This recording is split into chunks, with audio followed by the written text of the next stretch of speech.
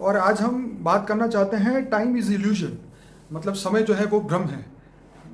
तो अब मैं ये जानना चाहता हूँ कि इल्यूजन क्यों कहा गया समय को, आप बताइए। देखो, टाइम तो आज घड़ी के हिसाब से चलता है ना। तो घड़ी तो मनुष्य ने बनाई ना। हाँ बिल्कुल सही है। और वैसे भी दो धरती पर जो समय चलता है ना, वो धरती पर भी अलग अलग अलग समय चलता है ना। आज अमेरिका में अलग है, ब्रिटेन में अलग है। हाँ, रेखांश पे चलता है ना, जो धरती पर जो रेखांश है उसके आधार से समय चलता है। तो सभी का समय अलग अलग है ना। सभी का समय एक होना चाहिए ना।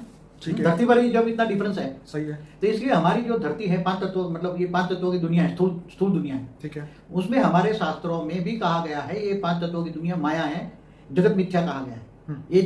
ये विनाशी दुनिया है। 5 तत्व है, ये विनाशी दुनिया है। ये मृत्युलोक है, अमरलोक नहीं है। समझ में आया?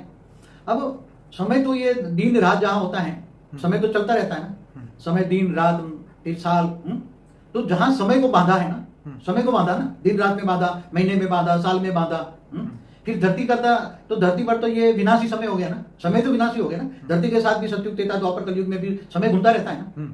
समय की अवधि, समय का दिन भी प्लस माइनस होता रहता है। धरती भी छोटी बड़ी होती रही। जब शुरुआत में धरती बनाई तो बड़ी थी, फिर धीरे धीरे धीरे धीरे छोटी होती गई।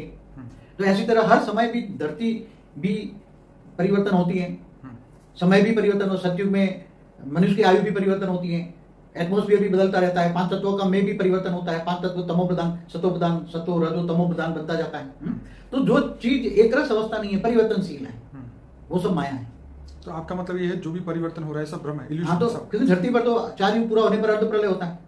एकांतर युगांतर होने पर पूरा धरती पर पूरा प्रलय होता है। 71 टाइम्स जब 4 युग पूरा होते हैं, तब पूरा धरती पर पूरी मनुष्य सृष्टि खत्म हो जाती है। ठीक है, मनवंतर कहते हैं उसको। ठीक है। ऐसे 14 मनवंतर पर भूलोक, भूभुलोक, स्वर्गलोक, कल प्रलय होता है, तो तीनों लोग खत्म हो जाते हैं। और अंत में महाकल प्रलय में शिव सूर्य में प्रवेश करके पूरी ब्रह्मांड को जलाकर विसर्जन कर देता है, काल अग्नि पैदा करके।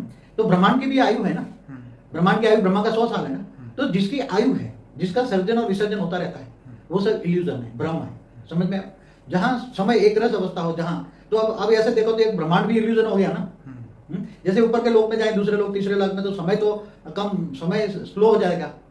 जैसे ब्रह्मापुरी में एक दिन रहो तो धरती पर 1000 चतुर्युग हो जाता है। मगर वो भी तो एक भ्रम है ना। ब्रह्मापुरी तो एक भ्रम है ना, क्योंकि अविनाशी तो नहीं ना ब्रह्मापुरी। ऐसी तरह विष्णुपुरी को वैकुंठ कहते हैं। उसको ये लोग क्या कहते हैं, अक्षरधाम कह देते हैं, अक्षय धाम, जिनका अक्षय नहीं होता।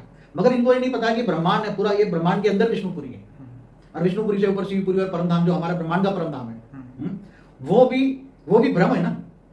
क्योंकि एक समय ब्रह्मा का 100 साल पूरा होने पर ये विसर्जन होना ही है। और बाबू जी, यहाँ तो ब्रह्मा की भी आयु बताई, ब्रह्मा का भी जीवन, ब्रह्मा का भी मृत्यु, फिर नया ब्रह्मा आता है। तो ये भी तो एक भ्रम, मतलब भ्रम है। जिसका सर्जन विसर्जन होता है वो सब